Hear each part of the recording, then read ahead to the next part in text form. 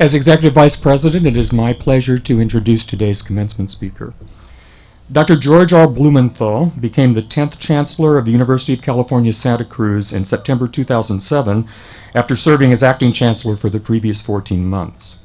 His appointment followed many years as a distinguished professor, researcher, and campus leader, having served as Department Chair of Astronomy and Astrophysics. He also held several key leadership roles in the University of California system, including serving as chair of the UC Academic Senate, faculty representative to the UC Regents, and chair of the UC Santa Cruz Division of the Academic Senate. In 2010, he received the Oliver Johnson Award for Distinguished Leadership in the Academic Senate, the top UC honor for service at both the system-wide and campus levels. Dr. Blumenthal holds a Bachelor of Science degree from the University of Wisconsin-Milwaukee and a PhD in physics from the University of California, San Diego. As a theoretical astrophysicist, he made groundbreaking contributions to our understanding of the origin of structure in the universe, including galaxies and clusters of galaxies, and to the role that dark matter plays in the formation and evolution of this structure. He is co-author of 2 current astronomy textbooks. Chancellor Blumenthal is well known for his efforts to increase access to the university and for his commitment to diversity among students, staff, and faculty. In 2012, he received the Outstanding Senior Leadership Award from the Council of University of California Staff Assemblies in recognition of his advocacy on behalf of staff. He serves on many governing boards in science, technology, and education. Among these, he is currently co-chair of the Joint Graduate Board of the UC and California State University Systems, vice chair of the California Association for Research in Astronomy, and a member of the California Council on Science and Technology. Please join me in welcoming Dr. George R. Blumenthal. Thank you so much. That was a wonderful introduction. Thank you so much. It is a pleasure to be here, and I really appreciate the invitation to celebrate with you all today. I am delighted to be here. As you heard, I am the Chancellor of the University of California at Santa Cruz. I'm especially pleased to be with you today because Santa Monica College holds a place of honor in the University of California system. You send more graduates to the University of California than any other community college in the state of California.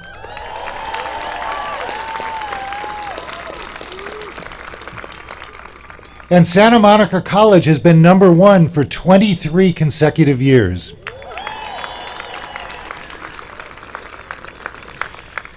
This year, 1,057 of you will be headed to UC. That says a lot about this campus. So congratulations to you, and welcome on behalf of UC Santa Cruz and our sister campuses. We are happy to have you. I know those of you enrolling at UC look forward to joining President Tsang, who is himself a proud UC alum.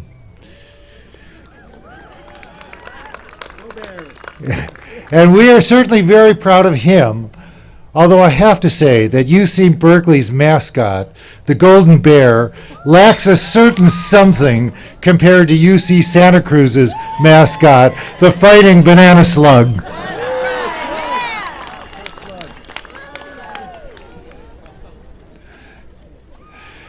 Not to be UC-centric, though, this is your day. Some of you are headed to UC.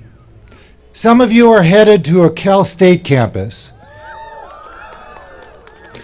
And some of you are lucky enough to have landed jobs already. What this tells me is that students at Santa Monica College get a top-flight education. And we are here today to celebrate the class of 2014. For graduates, this is the end of an important chapter in your lives. You've worked hard to get here. For your parents and loved ones, this is a big day too. So to your parents, I'd like to say I know you're bursting with pride. Maybe even wondering how the years flew by so fast. For many of you, this is the beginning of a new phase, the beginning of seeing your graduate in a new light, more independent and self-sufficient than ever before. So yes, this is a big day. You have every reason to feel proud of them. So congratulations to you as well.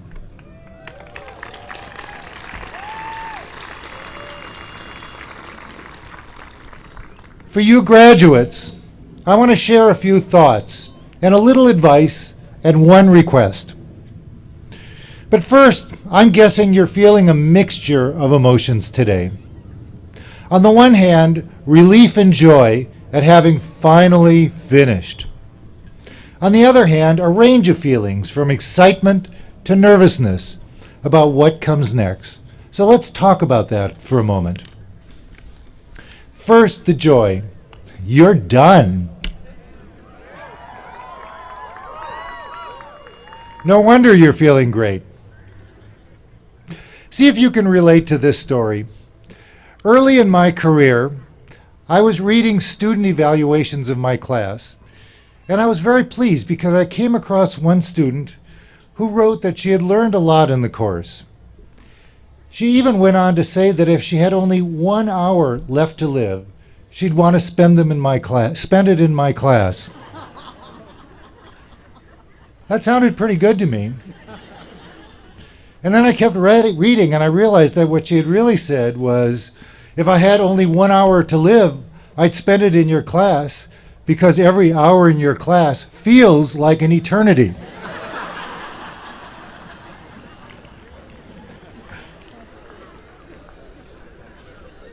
So if you've ever had a class that felt like it was never going to end, I can tell you those days are over now. But let's talk about what's next. Some of you are going on to a 4-year degree right away, and some of you may take that path later. But whether you earn a 2-year degree, a 4-year degree, or even a master's or a doctorate, you have already taken the most important step toward a great future. Because investing in your education is the best investment you can possibly make.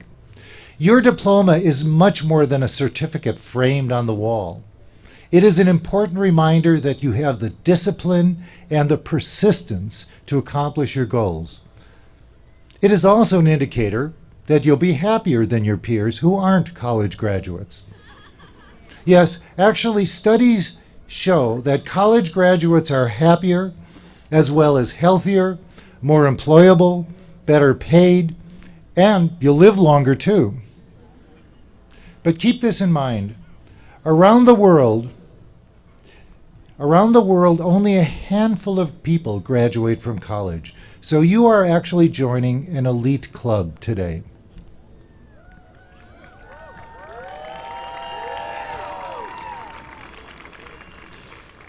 And yet, one of the biggest challenges college graduates face boils down to one of confidence. It's natural really, because most of you will leave here and face something entirely new and different. So here are my words of wisdom. In the face of that uncertainty, try not to dwell on the unknown. Instead, stop and reflect on what you've already accomplished. It will help, really. I do speak from experience. You see, I didn't come from a long line of academics. On the contrary, I was the first in my family to earn a college degree.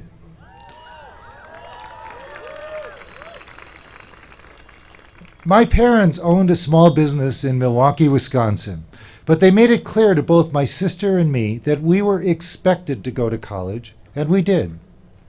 We went to the University of Wisconsin in Milwaukee, and I'm grateful to my parents because I was lucky enough to discover my path in life while I was in college. After college, I went to graduate school, and I have to confess to you that I was scared to death of entering the big leagues. I had considered graduate school at Harvard and Caltech and Berkeley and some other schools, and I ended up choosing UC San Diego. It had an excellent physics department, and it was also close to the beach.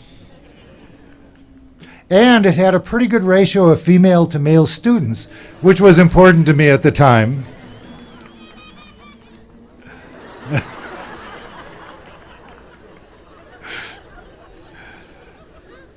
But when I got there, I was petrified. I was surrounded by students from the top universities in the country. I wondered if I was as well prepared as I needed to be in order to compete with them. But by the end of my first quarter, I had learned that the education I got at the University of Wisconsin was every bit as good as what students got at Princeton or MIT or Harvard. Now, that was decades ago, but it's still true today of California's public colleges and universities. We do a great job educating students, many of whom are just like me, the first in their family to earn a 4-year degree. At UC Santa Cruz, 40% of our undergrads are first-generation students.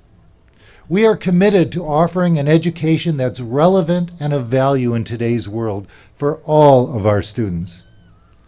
So as you make this transition, remember that you are among the best of the best. As graduates of Santa Monica College, you are among the most well-prepared graduates in the state. You have learned how to take on new tasks and new challenges, how to apply yourselves, how to set aside your ego and learn something new, and how to work cooperatively with other people. That's what your diploma tells people, including prospective employers. And now some advice. You know, this is, after all, a commencement speech. So I think it's part of my prerogative to, and almost my duty, to give some advice. And so I give 3 tips. The first one is, be confident in what you've learned, and yet stay humble. There's still a lot more to learn. Second, be focused and persistent about pursuing your goals, and yet remain open to unexpected opportunities. Great careers are built from a combination of focus and serendipity. You know, if someone had told me when I was sitting in your seat that I'd end up the chancellor of a great research university, I would have said they were nuts. Third, stay curious. Always keep your sense of inquiry, no matter where you are or what you're doing. Keep asking questions, keep probing, keep wondering why. When I became the chancellor of UC Santa Cruz, a colleague gave me a gift. He presented me with 2 books. Curious George Gets a Job, and Curious George Gets a Medal, Chancellor's Medal. So remember Curious George, that little monkey with the man with the big yellow hat? There was a movie version a few years ago, but let's stick with the book. Anyway, that was an inspired gift. I keep those books in my study because they remind me to stay curious, to keep asking questions. Sometimes that involves questioning the status quo. UC Santa Cruz is widely known as a place where students don't hesitate to question authority. And you know what? We encourage it. I encourage it. Even now, when I'm the authority figure, they sometimes challenge. We encourage it because being curious and asking questions is an essential part of learning and discovery. At Santa Cruz, some of our biggest discoveries have been the result of thinking outside the box. We assembled the first working draft of the human genome sequence, 3 billion pieces of it, because a biologist teamed up with a computer scientist.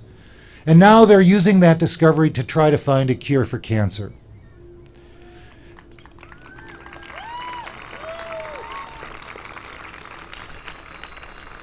Talk about serving the public good. That's another of our most deeply held campus values, a desire to make the world a better place. That's just one example of the kind of audacious thinking we encourage at UC Santa Cruz. So stay curious, be focused and open, and be confident and humble. And now, here's something you may not have expected to hear today. This high-quality education that you've been fortunate enough to get at this top community college is at risk.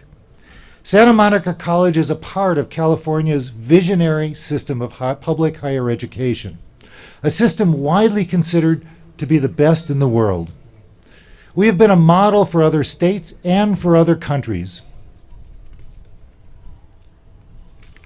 This three-part system consists of our community colleges, the California State University system, and the University of California. For years, indeed for decades, this system provided high-quality education to anyone who wanted it, at little or no cost. When I was a graduate student at UC San Diego, tuition was less than $100 a quarter. Today, as I'm sure you know, it's become quite expensive, which seems to me terribly unfair. Don't get me wrong, college remains the best financial investment you can make for your future. But the creators of the California system of public colleges and universities envisioned a tuition-free education for all.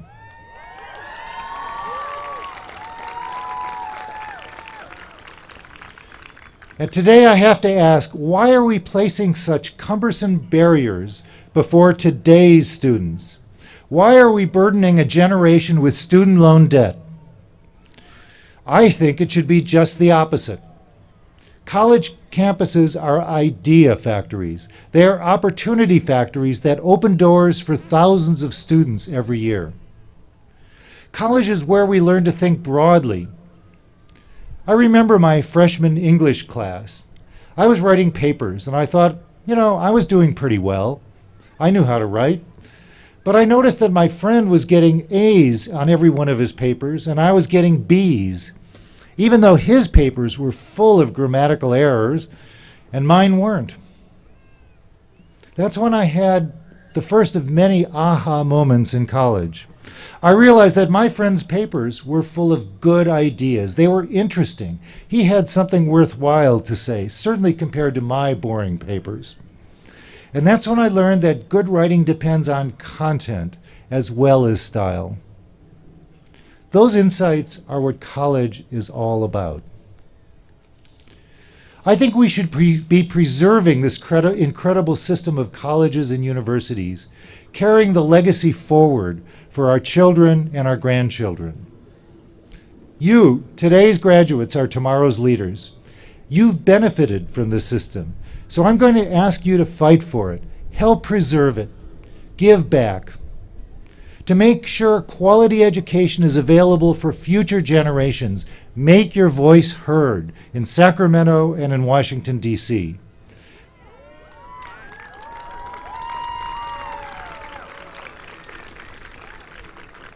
Contact your elected officials and tell them about your own experience. As graduates, your voices carry the weight of your success. So I've offered you some advice, I've made one request, and now let's come back to you and your future. Some of you know what your next step is. Some of you don't. And here's where I can let you in on a little secret. It's really okay if you have no idea what your next step is. That will sort itself out in time. Here is what is important. Find work you love. If you love what you do, you'll never work another day in your life. It's a common theme in commencement speeches, from Steve Jobs at Stanford to Drew Faust at Harvard, because it is true. Work will expand to fill a large part of your life, and the only way to be truly satisfied is to do what you believe is great work. And the only way to do great work is to love what you do. Steve Jobs said that. It is hard not to be happy if you spend more than half of your waking hours doing something you really love. And I would add just one more piece of advice. As you rise up the ladder of success, wherever you find yourself, whether it's business, education, public service, the arts, healthcare, find time to put your feet up once in a while and just think the big thoughts. Reflect on what you're seeing, what you're learning, and the impact you're having on the world. Take those moments to reflect and to recharge. And that's it. Graduating from college is a major milestone. Savor this moment. Take this gift of an excellent education and go forth. The world really is what you make of it. Congratulations, class of 2014.